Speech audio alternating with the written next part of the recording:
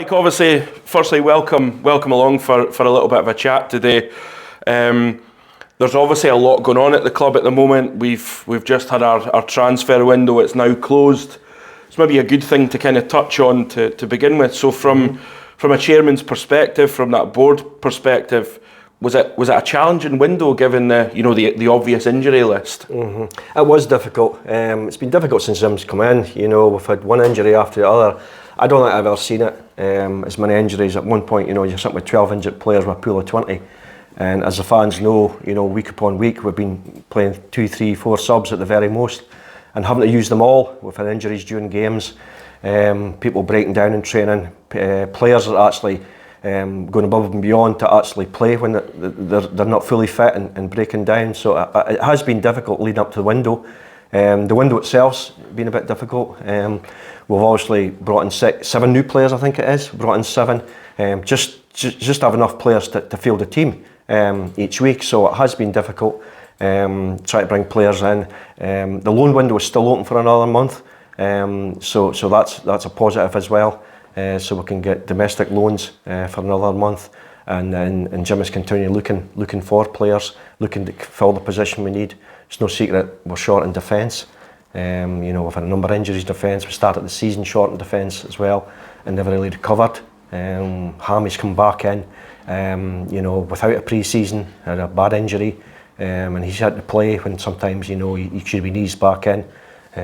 Tom and Ricky have been struggling, and we're playing with players, and most weeks we've got 3 midfielders playing in defence. And it's very, very difficult. And other teams see that, and we don't want to keep the injuries a secret. We want to let the fans know about the injuries we've got, but also we don't want to alert other teams that we may be turning up to Morton with 2 subbies, which we did, and that gives other teams a great advantage. And tiredness creeps in as well, and you don't have any subs to make. So it has been difficult. I'm not touching on the transfers, but just in general it has been very difficult. But positive, got 7 new signings. The players are coming back to fitness. Spoke to Jim yesterday, and he said good sessions. The break has been good actually. It's difficult for the supporters not seeing a game and also being out the cup. I think the break, 21 days break we've had, it gives the players kind of came at the right time really for us. Yes, he's got he's had 5, 6, 7 sessions that we're working hard 3 times a week.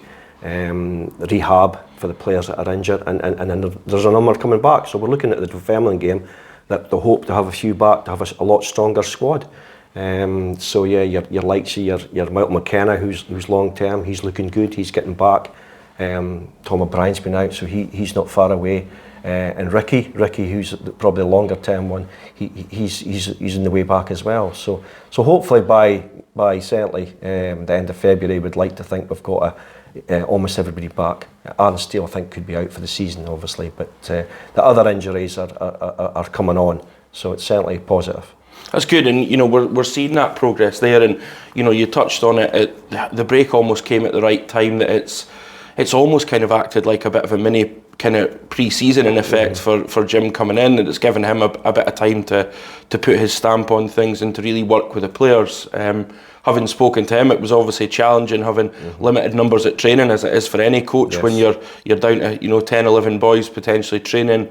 We've obviously got Stuart's coming as a goalie coach. We've got Mark come in as a physio. So it must be great for you and for the board as well to kind of see that Jim's really kind of building that team around him now and kind of putting these measures in place. Definitely, obviously. I feel sorry for Mark coming in. He's got a hard task to try and get the players back, but I believe he's working very hard and very studious to do that. The players are all doing the rehab. We've got Stuart Gardner as goalkeeping coach, which we haven't had for a few weeks after Rab left, etc. So that's good to push the goalkeepers. We've got 3 goalkeepers now to try and get back fit again, and Derek's Gaston's hopefully fit in the next few weeks. So yeah, it's competition for places, and Jim's building his team. We're training through in Edinburgh, at the Oriam just now, and also in Dundee. So we're working hard on 3 sessions a week to try and get the players to peak fitness for a hard run in. At the end of the day, we've got 2 or 3, well certainly 2 midweek games coming up. So it's going to be a busy time between now and May. But everybody's positive, everybody's reflecting on what's happened before and forgotten about what's happened before. Let's move on, let's get the points on the board, and let's stay in the Championship. Absolutely. And you know, I have a lot of conversations in the kind of media role and whatnot with a lot of the other clubs across the SPFL, and I think the consensus among many of the clubs is that the Championship undoubtedly is the most competitive it's ever been. How do the club kind of keep up with the demands of that? You know, we are a part-time club. We're in a relatively small town. You know, we're not one of the kind of big city clubs. How do we, as a club, as an organisation, keep up with those demands, both on the pitch, but also the off the pitch stuff? You know, we saw the floodlights being redeveloped at the start of the season. How do we keep up with that? You know, certainly off the park, we want to compete, and you know, the infrastructure's there off the park. You know, we're making steady improvements for supporters. We'll continue to do that. Want to make it a pleasurable place to come and play our football. On the park, it's difficult. We knew, you know, we're the only part-time team in the league this season, largely, you know, at the end of the day. So it was always going to be difficult. You've seen it in the window that clubs are spending money on players. We like to think we are an attractive club and players want to come to us. However, you know, there's clubs with bigger resources than us, stronger than us, and more attractive. You know, we're sitting near the bottom of the league. It's not ideal just now for attracting some players. So, you know, we're talking to players, but, you know, we're maybe not getting the players what we'd like to get in. They've got choices, players, and they're moving. So that is difficult. It's difficult, as I say. And every club's competing. You know, we've got strong clubs at near the bottom of the league that are not wanting to be in the relegation position. And we certainly don't want to be either. So this season has probably been the most difficult. Although we've shown over the last 4 seasons that bigger clubs than us have went down and we stayed up. And that's what we're determined to do and continue to do. And Jim will work hard, and the board will work hard, and you know, backing the supporters, you know, which have been fantastic and long suffering for the last 18 months. You know, to be quite honest, and we need to, you know, we'll get back to winning ways. And I'm confident the squad that Jim's building, when he gets everybody back fit, that we're going to compete between now and the end of the season. Absolutely. And, you know, touching on the supporters there, I think, you know, I have conversations with the players and the management team and whatnot, and, you know, they always highlight how important the supporters are. When we hear a bit of noise from the supporters, it spurs the players on, it spurs the coaching team on to really want to kind of raise the bar a little bit. And I think it's great. We have seen kind of back to a bit more noise and a bit more excitement around the supporters potentially since Jim's come in. We've had some alright results, some pretty good results. A brilliant comeback obviously against Wraith was a highlight for us. Financially, in terms of how these, you know, the supporters kind of, I suppose, invest in the club really.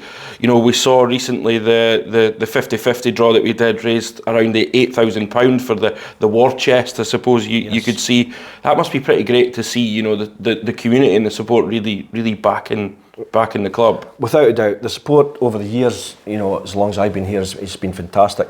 When anyone needs something, the supporters come out and help. You know, the special 50-50 draw was amazing. You know, it just makes a difference. You know, I emphasise that, you know, we're normally budgeted for a squad of 20. You know, and to be quite honest, it was maxed out this season on a squad of 20.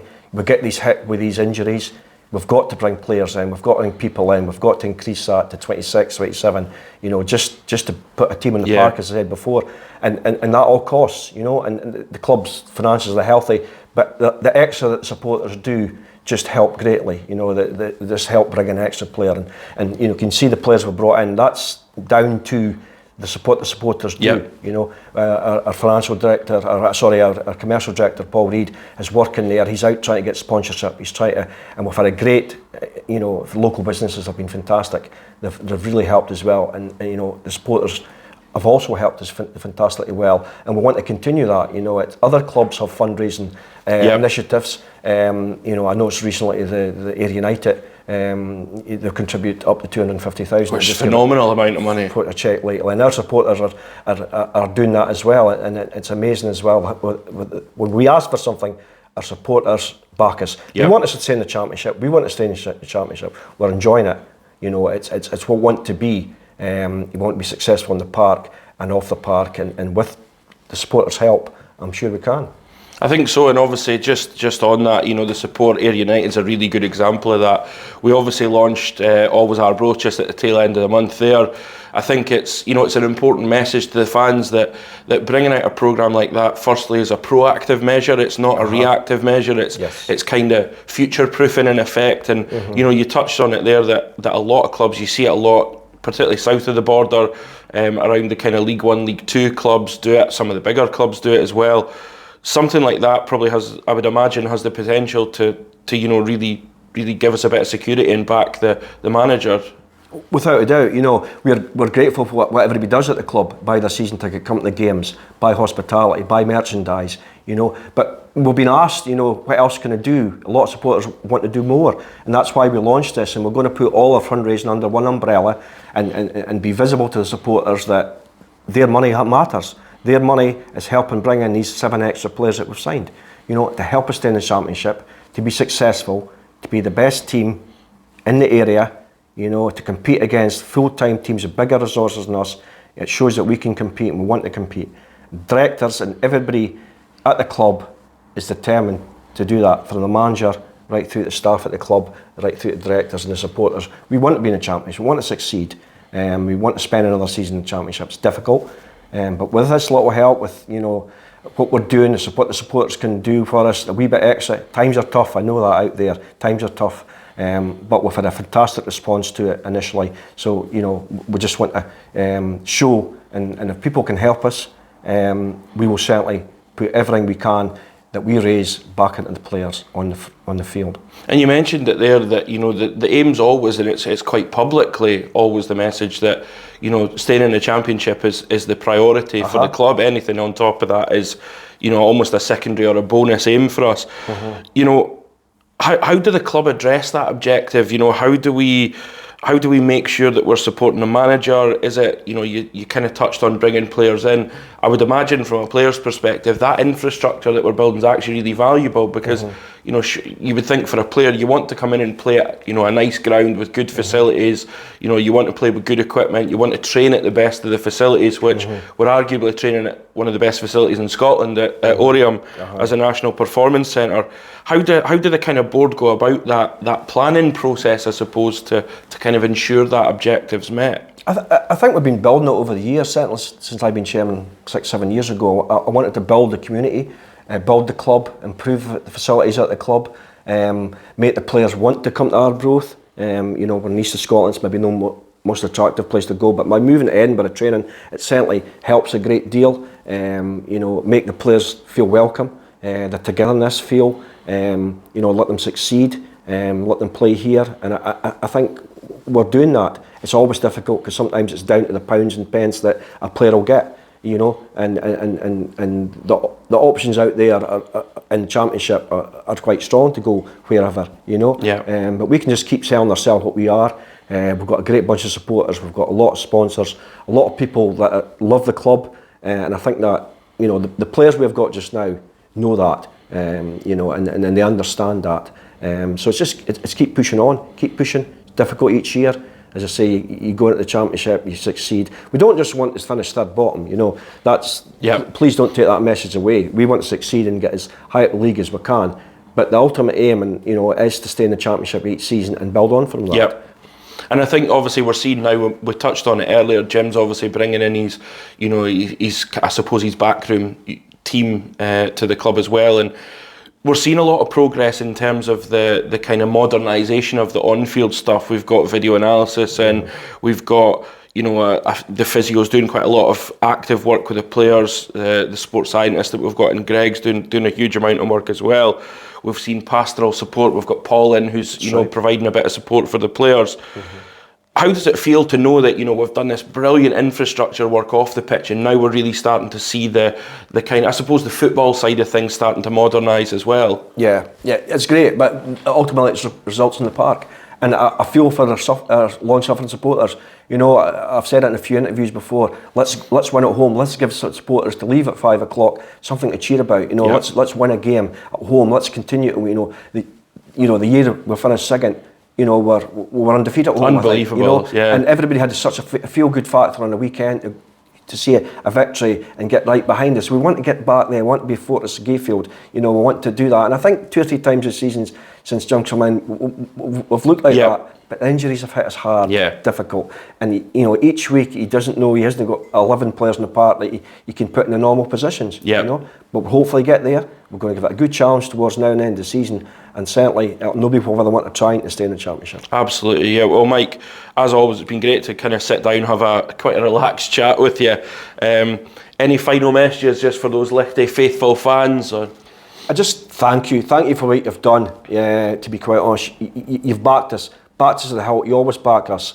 You know, let's have the final push. You know, if you can, you know, raise some more money, if we can back the supporters, if we can be noisy on a Saturday, come to away games. Please do, because I'm guarantee that we'll give it as best shot as we can between now and the end of the season. Perfect. Thanks very much for your time, Mike.